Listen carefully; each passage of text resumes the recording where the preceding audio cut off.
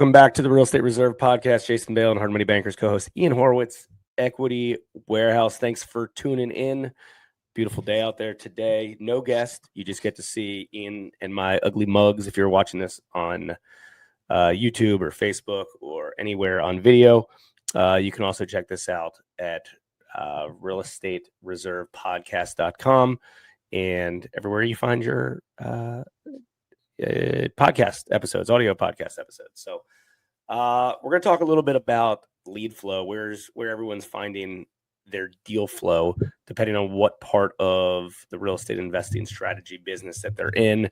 If they're buying commercial properties, multifamily properties, single family houses, sub twos, everything is about setting up marketing machines and getting deal flow. I talk to a lot of real estate investors on a regular basis, and they're like, hey, where do I find my, where's everyone finding deals? What are you doing? What's working? What's not working? In the past, I would just go on MLS or I'd get referrals from realtors. And the answer is like everywhere. Everywhere. I don't think there's a secret sauce of like what campaign potentially works better than the other, because depending on, with market trends, one campaign obviously will work better than the other. But I think most real estate investors that are serious about their business, they're just everywhere trying to find deal flow. And we can break down some of these one by one too, Ian, here in a sec. Yeah, no, I think that's a good story. A good topic to discuss. This morning, I was talking with another investor friend of mine, and we were talking about deal flow, and then we were talking about some bigger projects. And then I was like, oh, well, I stumbled on this single family house. He's like, why are you wasting your time on those single family houses? I said, because, it's just good to keep your eye on the market. It's good to see what's going on. That lead came through a friend of a friend that just had said, hey, I don't know if this is something of interest in you. And I think the answer is, I know the key to business is saying no, but the key to business is also saying yes to learn more information. And I think that's where you're going to see this conversation go, is the fact that, not every lead is right for you. Not every lead there's a disposition to that is monetarily beneficial to you, but every lead is a chance to create another conversation. And that's exactly what I did this morning. We were talking about a big development project that he's got going on and some land development deals that he's got going on. I said, hey, what do you think about this single family? He's like, yeah, I don't know why you waste your time on that, because I can't do bigger projects if I waste my time on those smaller projects because it takes the same bandwidth. And I thought that was an interesting conversation. So I'm excited to see kind of what you think is going on with lead flow, and even what lead flow currently is in the current market state. We're recording this in the early summer of 2025. It'll be a good look back. So we'll timestamp that and see what things change, and I think there's a lot of things that we've seen change lead flow wise. And really it probably coincides a lot with what market trends are right now. Well, I think a lot of folks have made a lot of perceived successful real estate investors have made a decent amount of money in a short period of time by luckily timing the market. I don't think, there's anything wrong with telling somebody that they're lucky. Obviously, like lucky's a good thing. You're in the right place at the right time. Now, obviously you have to build your own luck, right? Like if you don't get off your couch, you're never going to be lucky. So lucky is also kind of a skill in order to, I think most successful people will call themselves lucky because they were at the right place at the right time, because they were proactive and ambitious, right? Like if you're in business long enough, you're going to be on, potentially buy stuff on the downswing of the market to give you the ability to sell things on the upswing of the market, right? So call it luck, call it right place, right time. Like, and you were in the game. So I think a lot of folks had made easier money by being in the right asset classes at the right time.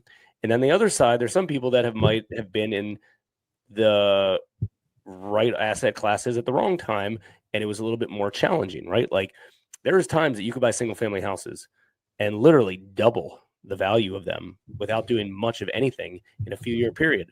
That happened with self-storage, and that's happened with other asset classes that I think a lot of us have been involved with over the years. And then there's other times that you could potentially get yourself into a deal where you think, it's a good opportunity and you buy it at, call it, whatever, market value. And then next thing you know, you look back a year later, it's worth 90% of that, right?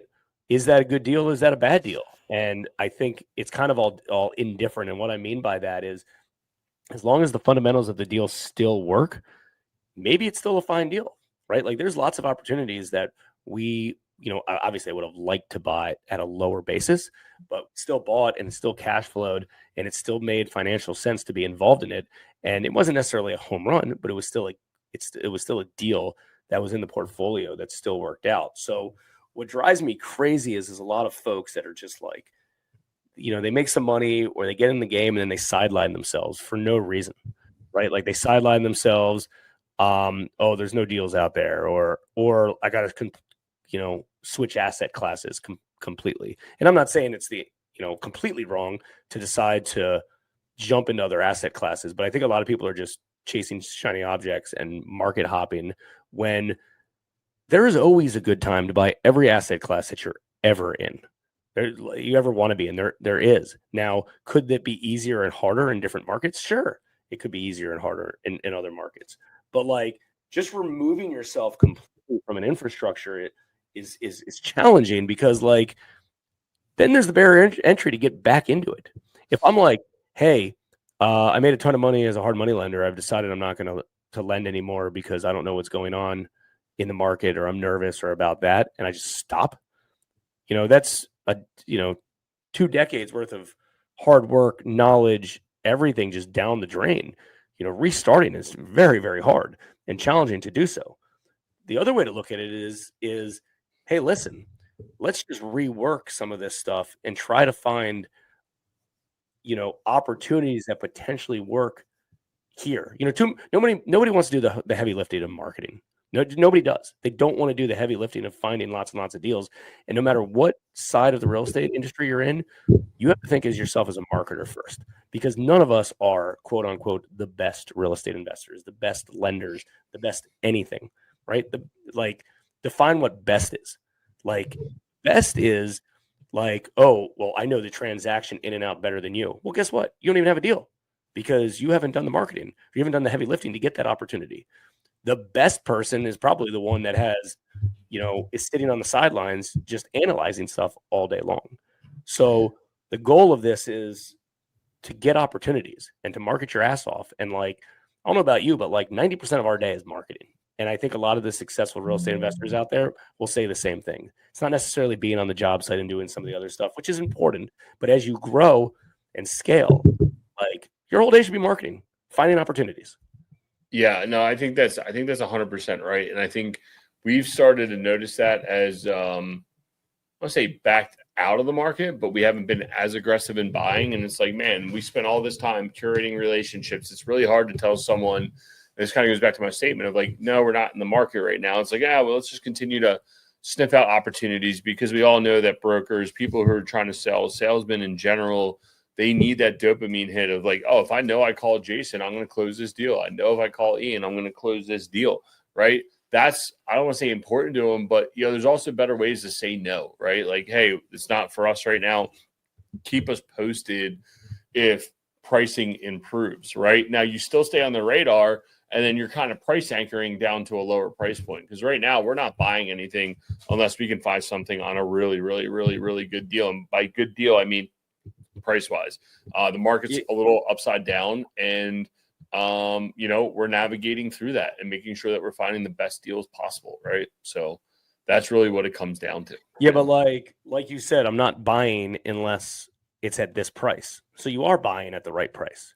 Correct. And that's like, so in essence, it's like, well, what do I got to do to get that price of these properties? Is it harder than it was in the past? Sure. Like nothing's easy. No, nothing's easy. It's just easier when capital's flowing, more deals are transacting, banks are lending.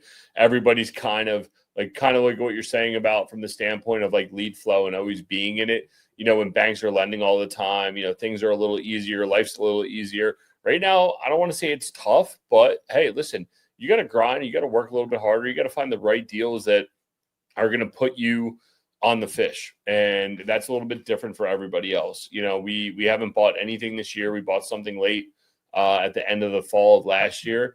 And we just kind of been sitting around. I don't want to say sitting around. We're working on some new deals. Again, these are deals that we have a long-term vision for that are taking longer to put together, right? And there's also good ways to stay relevant to your brokers, to your deal finders, to your people as a whole. How is that? It's by saying, hey, maybe I'm not a buyer right now, but are you interested in selling this property? What do you think somebody would pay me for this, right? When the market's turned around, that might be your opportunity to sell. It might be your opportunity to buy. I would say right now is probably a better buyer opportunity than it is a seller's opportunity. So what does that mean? You got to work a little bit harder. You're competing against everybody else to try to figure out how can you buy? How can you put deals together? How can you put everything that all the knowledge that you've created over these years to do it? It's also a great time if you're new to hop in and start purchasing real estate. I mean, we started buying real estate post-crash.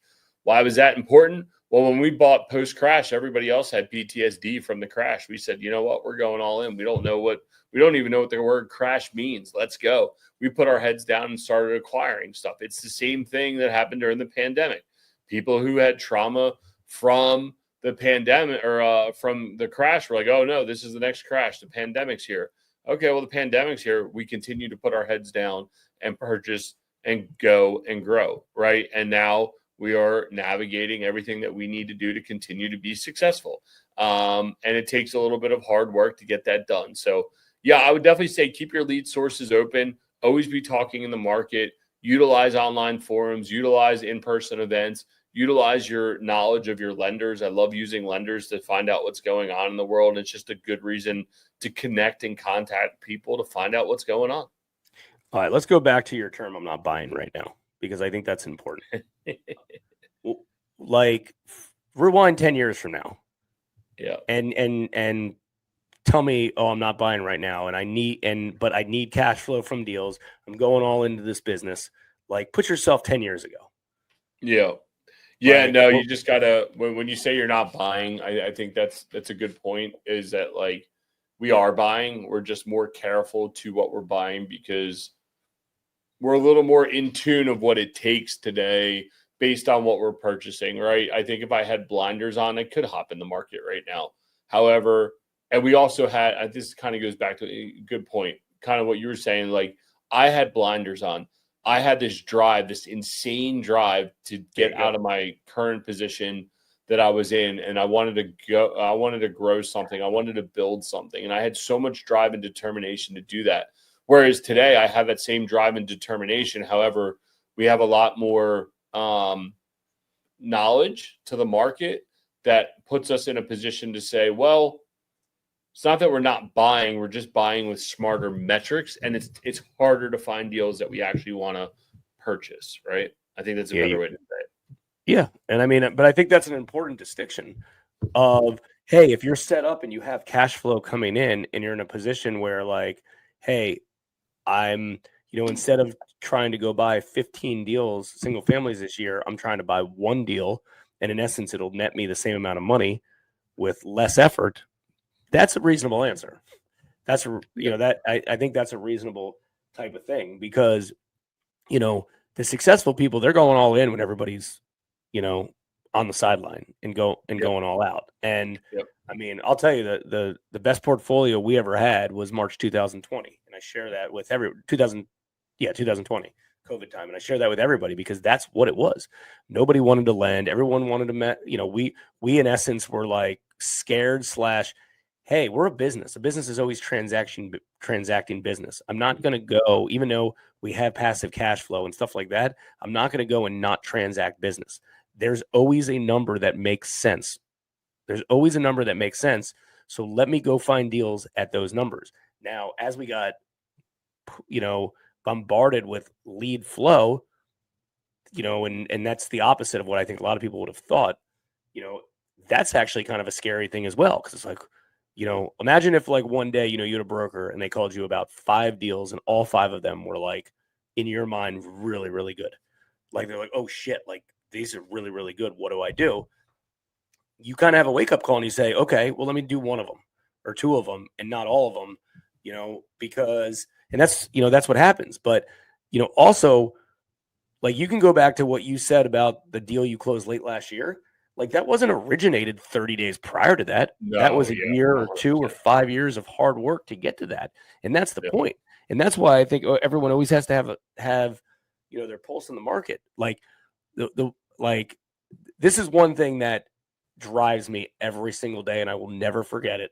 And I've shared this story multiple times about Dave Lindol, who was a big multifamily real estate investor. And I saw him speak in Philadelphia, like between probably 2004, 5, and 7, maybe. I don't exactly know when I saw him speak, but I saw him speak. And like, as cheesy as this is, it literally changed my life of the way that I thought about business and generating business. Is he had lots of multifamily properties. He had all these checks that he had in his nerdy little pocket right here. And he's like, listen, he pulled out the check. He'd be like, oh, Jim Smith, $1,000 for so-and-so property. And he's like, I can't stop these checks from coming in. Even if I died, I couldn't stop checks from coming in because I have lots of multifamily properties that are paying me rent every day. And I equated that to leads and opportunities. Like, we strive every day to have so many deals come to us every day from every different channel, organic channels, paid channels, brokers, referral sources, past clients, every single person.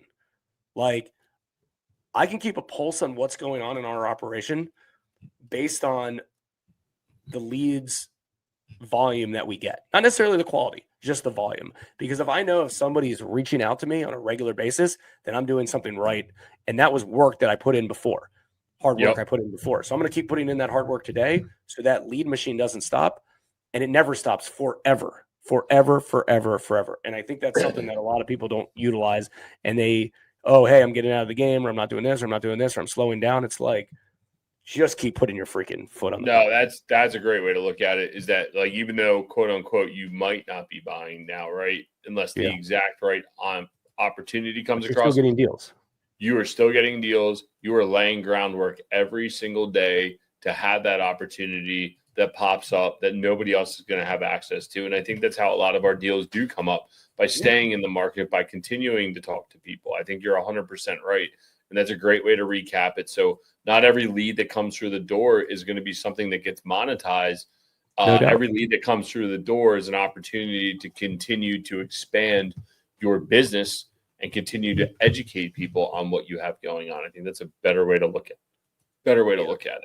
Yeah. So I would challenge anybody who's listening or watching this episode to kind of audit your daily activities of bringing in deal flow, because whoever has the best deal flow wins. I tell lenders that all the time. I tell the real estate investors that all the time. Like, if I'm looking at 10 deals a week and Ian's looking at 100 deals a week to buy, and I'm looking at 10 of them, Ian's going to buy a better deal. It's just based on numbers. He's going to have better deals than I have. That's just what it is. So, like, it is a volume game. Go try to get as much volume as you can. Now, obviously, like, referrals and maybe broker business is more qualified than online leads and stuff like that. Like, it could be. The point is like, keep your foot on the gas, even if you're not trying to buy anything for a period of time. Like, you don't want to have to start over and recreate relationships. Right. Like, just keep the conversation going. Call your brokers every week. Continue those AdWord campaigns, continue to write articles for your blog, continue to do podcast episodes, right? Like, I get it.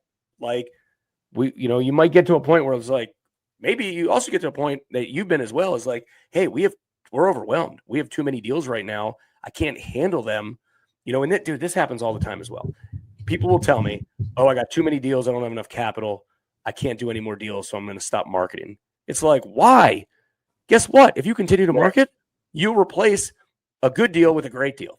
The more you market and the more deal flow you have, the better your opportunities are. It's a good spot to be in. So create a habit of doing it.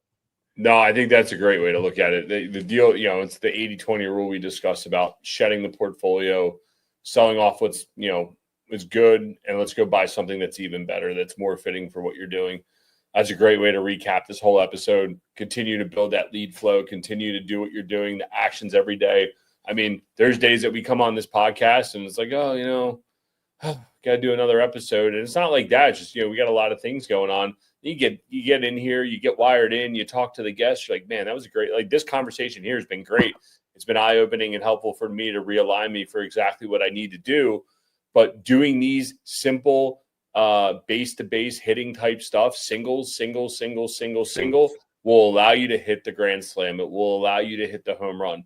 And getting wired into the podcast is fun because you get to talk to people, doing your daily actions, calling people, working the mediums that work well for you. So with all that being said, actually we hopped on here. Our guest had to reschedule today, and we said, what are we going to talk about? We didn't know. And this actually wound up being a really fun topic to discuss. And it's actually been really reinvigorating for me to remind me exactly doing what we do and why we do it. And there's a professional coach, Jason, tonight. Get me pepped up. I got a big 10U softball game tonight. We win tonight. We're in the champ. We're one away from the championship. So I'm excited for that. U10? 10U, yes, sir. They do by school year, not birth year. We do birth year. So I have birth year. I have one third grader and then all fourth and fifths. So is the third grader really good? She just hits that cut. We had to move somebody up from a lower level to fulfill the team. So, she fits the profile. I've had her before. Listen, man, I got a good group of girls. Are they the best? Are they number ones? I don't know. We're going to find out. But I do know this. They play together like a team. They all have fun. They cheer each other on. Nobody's tearing each other down. Oh, you stink, this, blah, blah, blah, that. Everybody's cheering everybody else on. So just like Jason did for me for the last half hour. So I'm excited. I'm excited to see where this goes. So, I mean, listen, we all got to get ready and invigorated. I'm like that too. I'll have some I have some downtime and I'm like, fuck, man, nothing's hidden. And then all of a sudden I'm like, you know what?